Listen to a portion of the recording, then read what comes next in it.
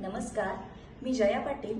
आज मी स्मिता मिलिंद यांच्या भक्तीची शक्ती या कथेचं अभिवाचन करणार आहे। चला तर मग सुरू करूया। राधाबाई एका दवाखान्यात आया म्हणून काम करायच्या। वय साधारण 55-56 असावं। राधाबाईचा जन्म एका खेड्यातला। 8 भावंडातील राधा हे चौथे अपत्य। आधीची 3 आणि नंतरचं एक भावंड जन्मताच किंवा लहान वयातच गेले। आई वडील दुसऱ्यांच्या शेतात राबून चरितार्थ चालवायचे। घरात अगदी हलाखीची परिस्थिती नसली तरीही श्रीमंती देखील नव्हती। 2 वेळेला खाऊन पिऊन सुखी होते। त्या काळची प्रत्येक अपत्याची जन्मवेळ नोंदवण्याचं कोणाच्या डोक्यातच नव्हतं। बाळणपण घरात सुईणीच्या हातानेच होत असत। मग जनगणनेचे अधिकारी जेव्हा मुलाची जन्मतारीख विचारायचे तेव्हा तो बघा भादव्यातला हाय, हे पाऊस कोसळत होता आणि इथं माझ्या सुनेच्या राज्याला कळा सुरू झाल्या। लगालगा रुक्मावतीला बोलावून घेतलं आणि ह्यो जन्मला। घरातल्या आजीचीही अशी अनमान धमक्यानं दिलेली उत्तर। मग ते अधिकारी स्वतःच त्या मुलांकडे बघून मराठी महिन्याला इंग्रजीत रूपांतरित करून अंदाजे जन्मतारीख लिहायचे। या अशा काळात जन्मलेल्या राधाबाईला वयात आल्या जे पहिलं स्थळ आलं ते शेजारच्या गावातील एका नात्यातल्या मुलाचं। बघण्याच्या कार्यक्रमातच सुपारी फोडली आणि मग राधाबाईचं लग्न झालं। पाठवणी करताना तिच्या लाडक्या विठ्ठलाची छोटीशी मूर्ती तिने आवर्जून सोबत घेतली। राधाबाईचे वडील निस्सिम विठ्ठल भक्त। दरवर्षी पंढरीची वारी त्यांनी कधी चुकवली नाही। घरातील वारकरी वातावरणामुळे राधाबाईला लहानपणापासूनच विठ्ठल भक्तीचं वेड लागलं। एकदा राधाबाईच्या सासरच्या गावी भीषण दुष्काळ पडला। विहिरी आटल्या, नदी नाले कोरडे पडले। खायचे प्यायचे वांदे झाल्यावर कुटुंबाने शहराचा रस्ता धरला। तसंही गावात स्वतः म्हणावी अशी काहीच मालमत्ता नव्हती।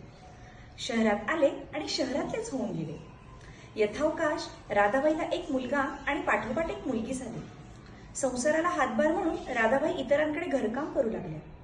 अशाच एका डॉक्टरबाईंकडे काम करताना त्यांचं स्वच्छ आणि टापटीप काम बघून त्या डॉक्टरबाईंनी राधाबाईला त्यांच्या दवाखान्यात आयांचे काम करणार का म्हणून विचारलं। पगार देखील व्यवस्थित मिळणार म्हटल्यावर राधाबाई दवाखान्यात नोकरी करू लागल्या। घरी मुलांना सांभाळायला सासूबाई होत्याच। काम करताना त्यांच्या तोंडात सतत पांडुरंगाचं नाव असायचं। दरवर्षी वारीला जाण्यासाठी रजा मिळावी म्हणून त्या आधी काही दिवस रजा घ्यायच्याच नाही, साठवून ठेवायच्या। पण वारी मात्र करायच्याच। काळ पुढे सरकत गेला। मुलीचे आणि मुलाचं लग्न झालं।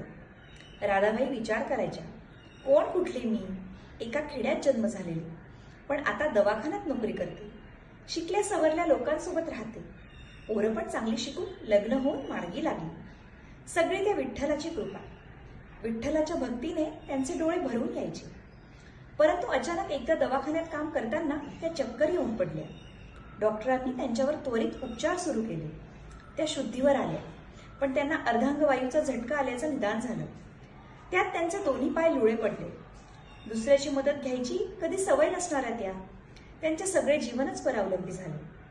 मुलाने त्यांच्यासाठी एका फळीला चाकं लावून ती फळी त्यांना दिली। त्याच्या परिस्थितीत चाकाची खुर्ची घेणं त्याला शक्य नव्हतं।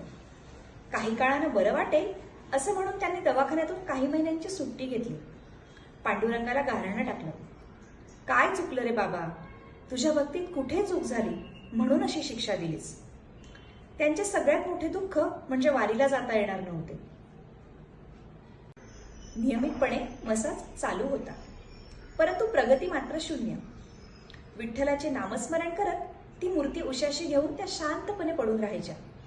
पण वरून शांत वाटणाऱ्या राधाबाई मनात मात्र काही योजना आखत होत्या। मग एकदा त्यांनी ठरवलं पंढरपूरला जायचंय आणि त्या पांडुरंगाला जाब विचारायचा। पण जायचं कसं? मुलाला सुनेला सांगितलं तर राधाबाईंनाच वेड्यात काढलं असतं। गप्पच घरात, असं कसं जाणार आहेस पंढरपूरला?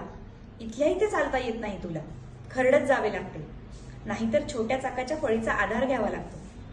आम्ही सगळं करतोय ना तुझं, शांत बस बघ। आषाढ महिना सुरू झाला आणि राधाबाईंची उलघाल खूप वाढली।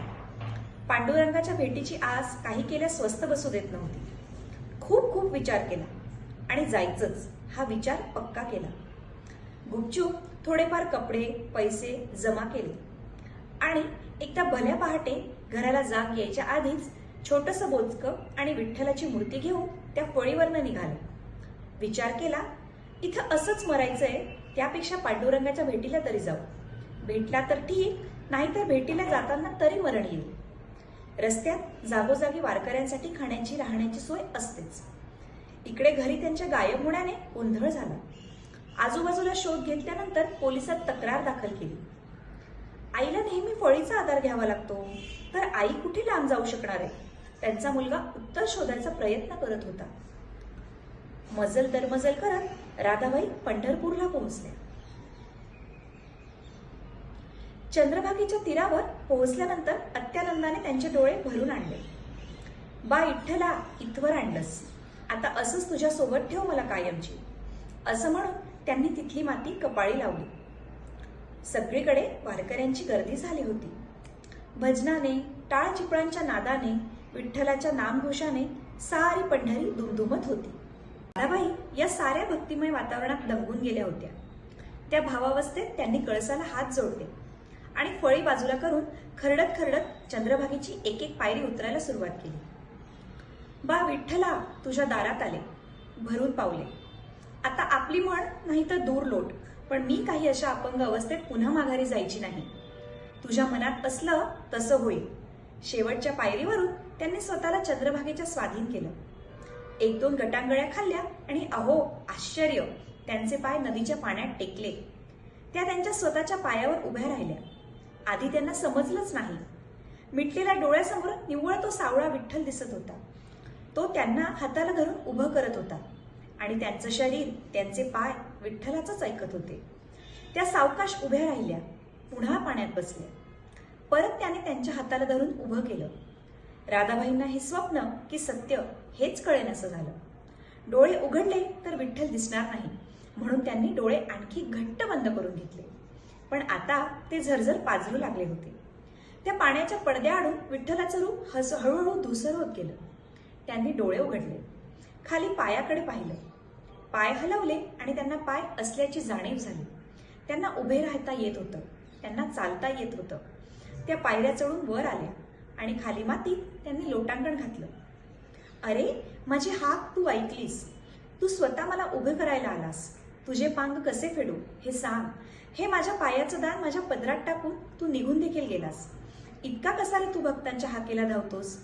आणि त्या उठून मंदिरात धावत सुटल्या. तिथल्या गर्दीला, पहारेकरांना त्यांनी त्यांची हकीकत सांगितल्यावर विठ्ठल नामाचा जयघोष झाला. त्या जेव्हा त्यांच्या घरी परत आल्या तेव्हा त्यांच्यावर कोणीही विश्वास ठेवायला तयार नव्हतं. डॉक्टर देखील अवाक झाले. पायांच्या नसा पूर्णपणे बंद झाल्यावर काहीही न करता केवळ चंद्रभागेत स्नान केल्यानं त्यांचे पाय ठीक झाले होते.